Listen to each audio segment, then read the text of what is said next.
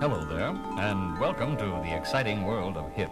This is a new departure in language instruction for English-speaking people who want to talk to and be understood by jazz musicians, hipsters, beatniks, juvenile delinquents, and the criminal fringe. Bonjour madame, bonjour monsieur. Nous allons, grâce à ce disque créé spécialement pour vous, essayer de tirer ensemble le maximum de qualité sonore de votre chaîne haute fidélité. Sit back, relax, and close your eyes.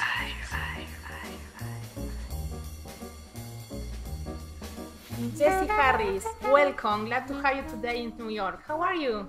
I'm very well, thank you.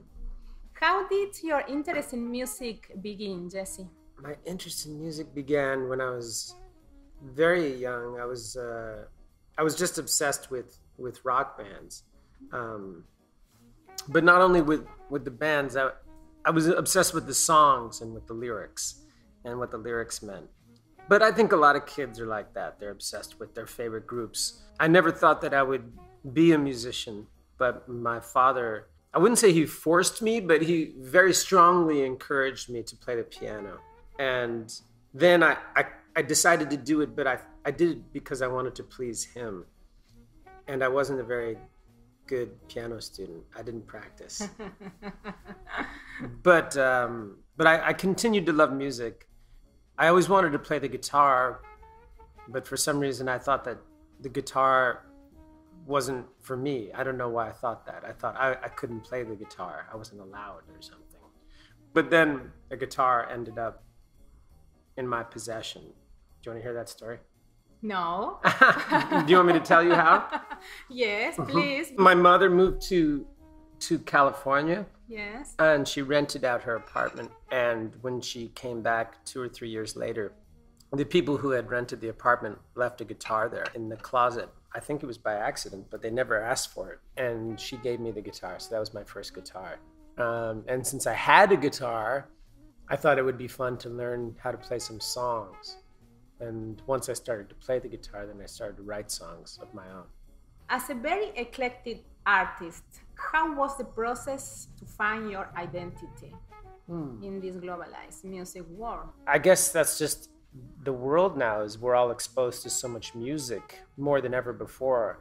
It couldn't be easier to hear any music in the world now. No. You used to have to do a little bit of, you used to have to make some effort to discover things. Now all you have to do is just type in a name in your computer and you can hear anything.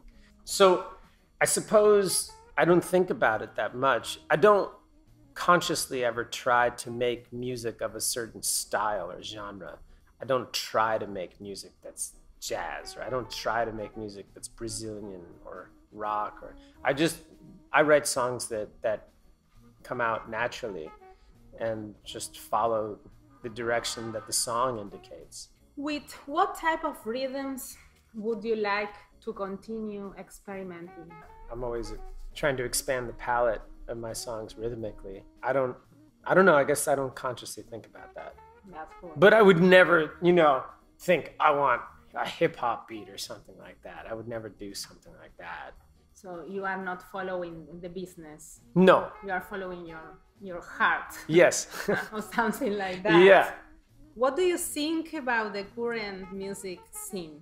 Well, I think there are a lot of exciting things going on, and there are a lot of very talented people. My only problem right now is I think there seems to be less emphasis on writing songs than there used to be. And many songs now are written after a formula as opposed to being creative and original. I don't see why a pop song has to fit into a formula. I mean, the same thing's happening in film, actually, and in many art forms. But I just wish that there were more original songs being written with great melodies and original structures, forms. But still, maybe that's my perspective, because maybe songs are changing. Maybe there's an evolution going on that I can't see. But I do think that there's a lot of interesting music happening. I just don't fall in love with as many songs as I used to. If you have to choose a soundtrack for a very special moment with someone you really love, what would it be? Well, it would be any of the records that I have right there. Tell me someone that was completely interesting. Well, my friend, I have a friend who I just made a record with, a Brazilian artist named Ricardo Diaz Gomez. And he has a really cool record that, late at night, great album. But it's pop, bossa nova? It's Brazilian. It's not pop or bossa nova. It's sort of electronic, very moody. It's beautiful. I don't know how I would categorize it. Okay, and another interesting... I might want to listen to this album by Tomita called Snowflakes Are Dancing. Okay, I love that record. That's electronic versions of Debussy's music from the early 70s. So, if you could share a recording studio with an artist that is not here anymore, who would that be? I always wanted to work with Jeff Buckley. It was very sad when he died. He was so young and so talented. And he was a great interpreter of other people's songs. Yes. I wanted at the time when he was alive, actually. I wanted to work with him. And what happened? Nothing. I used to go to his shows, and I gave him a tape once of a song. And he was very kind, you know. He held it to his heart, and then he put it in his pocket. Wow. But I don't know if you ever listened to it. But okay. But songs that I wrote later on would have been better songs for him to sing. But I would have loved to work with him and write songs for him. Future projects, Jesse, what are you doing next?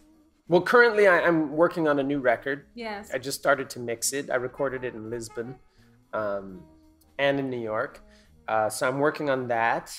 And I have a project coming up with John Zorn's music, the composer John Zorn. I write lyrics to his music, and we have this group called the Song Project, which is songs that are written by my putting lyrics to his music. And Petra Hayden is singing and playing violin, and the Julian Lage trio is playing in it, and I'm playing guitar too. Well, Jesse, thank you for your time. Thank you. Thank you.